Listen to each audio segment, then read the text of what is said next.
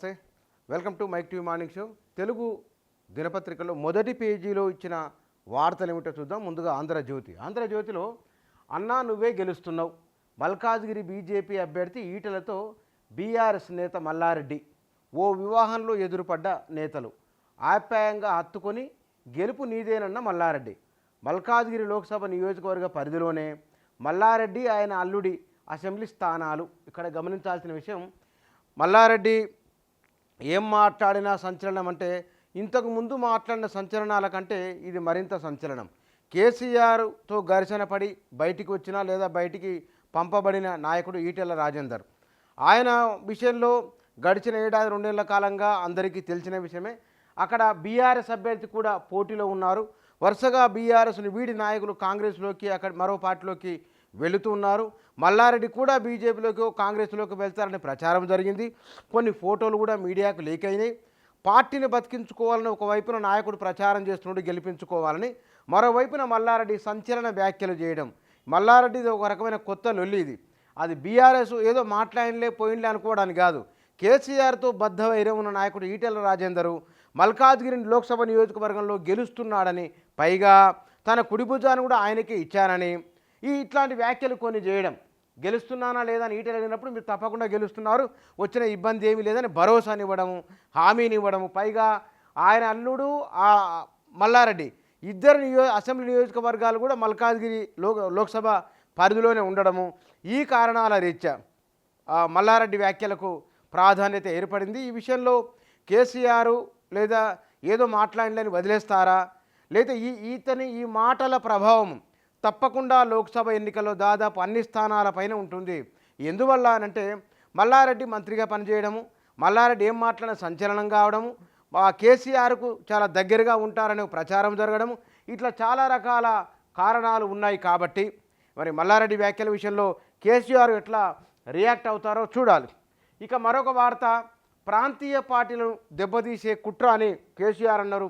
ఇందులో పట్టు పెంచుకునేందుకు ఏకమైన బీజేపీ, కాంగ్రెసు, చోటేబాయ్ బడేబాయ్, ఎవరికి ఓటేసినా మీటర్లే అనే ఒక వార్త ఉన్నది. ఇక వీటితో పాటుగా అగ్గివీరుడు, రంగారెడ్డి జిల్లాలో అలెన్ పరిశ్రమలో అగ్ని ప్రమాదం, 5గురిని కాపాడిన 16 ఏళ్ల బాలుడు అనే ఒక వార్త ఉన్నది. కోట్లాది రూపాయల ఆస్తి నష్టం.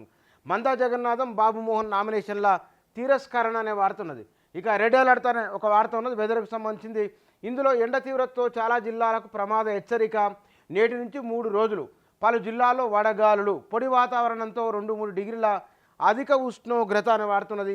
11 ఉదయం తర్వాత అవసరమైతేనే బయటకు, లేకుంటే వద్దు అని చెప్తున్నారు. దానికి సంబంధించిన ఒక వార్త ఉన్నది. ఇక భయంతో మోదీ వణుకుతున్నారు, బళ్ళారిలో చెంబు చూపిస్తున్న రాహుల్ గాంధీ అని చెప్తూ ఇక్కడ ఖాళీ చెంబు అనేది అక్కడ సంచలనం. కర్ణాటక రాజకీయాలలో 10 ఏళ్లలో మోడీ ఏమీ చేయలేదు, ఖాళీ చెంబు తప్ప ఏం లేదని చెప్తున్నారు. అది ఒక చూపించింది అక్కడ ఆయన. అది వాళ్ళ కాంగ్రెస్ వాళ్ళు ప్రచారం చేస్తున్నారు దాన్ని. ఇక హరీష్ రావు రాజీనామా సిద్ధంగా ఉంచుకో, కాంగ్రెస్ సోషల్ మీడియా వారి భేటీలో మాట్లాడు సీఎం రేవంత్ రెడ్డి అనే ఒక వార్త ఉన్నది. ఇక ఈవీఎంలే సరైనవి, బ్యాలెట్ పేపర్ల కాలం చెల్లిది, గుడ్డిగా దేన్ని అనుమానించవద్దు అని, వీవీప్యాట్లను స్లిప్పులను 100% లెక్కించాలన్న పిటిషన్లను కొట్టివేస్తూ సుప్రీంకోర్టు ధర్మాసనం చేసిన వ్యాఖ్యది. ఇక ప్రతిపక్షాలకు గట్టి చెంపదెబ్బ, విపక్ష నేతలు ప్రజలకు క్షమాపణ చెప్పాలి, ఈవీఎంలపై అనవసర రాద్ధాంతం చేశారని బీఆర్ ప్రచారంలో మోదీ చేసిన వ్యాఖ్యలు సంబంధించారు. ఇక రేవంత్ సర్కారును బీజేపీ కూల్చదు, అది కూలిపోతే మాకు సంబంధం లేదు, కేసీఆర్ ఎమ్మెల్యేలను కాపాడుకోలేకపోయారు, ముస్లిం రిజర్వేషన్లను బరాబర్ ఎత్తేస్తామని కిషన్ రెడ్డి చేసిన వ్యాఖ్యలకు సంబంధించిన వార్త మొదటి పేజీలో హైలైట్ చేసిన ఆంధ్రజ్యోతిగా. ఈనాడులో రుణమాఫీ చేయకపోతే అధికారం ఎందుకు, ఆగస్టు 15 లోపు చేసి తీరుతాం అని రేవంత్ రెడ్డి అన్నారు. ఇక్కడ ఇదిగో నా రాజీనామా, రుణమాఫీ గ్యారంటీలు ఆగస్టు 15 లోపు అమలైతే ఆమోదించండి, మాజీ మంత్రి హరీష్ రావు లేఖ, గన్ పార్క్ వద్ద ఉద్యమకారులైన జర్నలిస్టులకు అందజేత అని ఒక వార్త ఉన్నది. పరస్పరం ఇద్దరు మాజీ మంత్రి ప్రస్తుతం ముఖ్యమంత్రి ఇద్దరి మధ్య రుణమాఫీకి సంబంధించిన సవాళ్ళు ప్రతి సవాళ్ళు కొనసాగుతున్నాయి. ఇందుకు సంబంధించిన వార్త అది. 267 మంది నామినేషన్ల తిరస్కరణ, 626 మంది ఆమోదం, పరిశీలన పూర్తి అనే వార్త ఉన్నది. ఇక యుద్ధానికి సిద్ధం కావాలి, తెలంగాణ నాశనం అవుతుంటే చూస్తూ ఊరుకోవాలా, కేసీఆర్ మహబూబ్ నగర్ కార్నర్ మీటింగ్లో మాట్లాడిన మాటలు హైలైట్ చేసింది ఈనాడు. కాంగ్రెస్ది తప్పుడు ప్రచారం, రిజర్వేషన్లపై పబ్బం గడుపుకోవాలని ఆ పార్టీ చూస్తోందని కిషన్ రెడ్డి వ్యాఖ్యలకు సంబంధించిన వార్త మొదటి పేజీలో ఇచ్చింది ఈనాడు. ఇక నమస్తే తెలంగాణలో చోటేబాయి దగా బడేబాయి పగా అని మొత్తం ఫుల్ పేజ్ అంతా కేసీఆర్ వార్తలతో ఉన్నది. ఆ పేజీ పైభాగం మొత్తం కూడా ఇక్కడ తెలంగాణ అస్తిత్వం బీఆర్ఎస్ అనే వార్త ఉన్నది. ఉద్యమం ఊపిరిగా అనే 2 ఇయర్ ప్యానల్లో కుడి ఎడమ కేసీఆర్ ఆ పార్టీకి సంబంధించిన అంశాలు ఇందులో ఉన్నాయి. ఇక రెండో ఐటెం కింద బాటంలో సూర్యాపేటలో రైతుల ఆందోళన, 2 అన్నదాతల ఆత్మహత్య అనే వార్త ఉన్నది. రైతు బంధు ఎక్కడ సీతక్క అని 3 ఎకరాలకు పడలేదని రైతు ఆగ్రహం, బ్యాంకు లోపం కావచ్చని చెప్పి తిరిగిన మంత్రి అనే వార్త మొదటి పేజీలో వచ్చింది నమస్తే తెలంగాణ. ఇక సాక్షిలో ఎలక్షన్ది గిర్ సఫారీలో మళ్ళీ వార్ 1 సైడ్ అయిన వార్త ఉన్నది. మెదక్లో మునగాడెవరు, కూనీకోరులు నేరస్తులు హంతకులు కరడుగట్టిన టికెట్ కట్టబెట్టిన చంద్రబాబు దృష్టిలో వీరంతా సచ్చిలూరుని ఏపీకి సంబంధించిన వార్త ఉన్నది.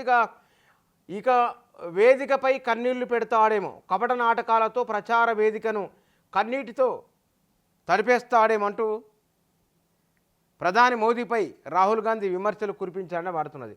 మాది లోకల్, మీది ఇటలీ పార్టీ అని కిషన్ రెడ్డి చేసిన వ్యాఖ్యలకు సంబంధించిన వార్త ఉన్నది. హైలైట్ చేసిన వాళ్ళు ఇక చూస్తూ ఊరుకోను యుద్ధమే, మహబూబ్నగర్ కార్నర్ మీటింగ్లో కేసీఆర్ అనే వార్త ఉన్నది. 271 నామినేషన్ల తిరస్కరణ అనే వార్త ఉన్నది. 63.5%, 13 రాష్ట్రాల్లో 88 స్థానాలకు ముగిసిన 2వ దశ పోలింగ్ అనే వార్త ఉన్నది.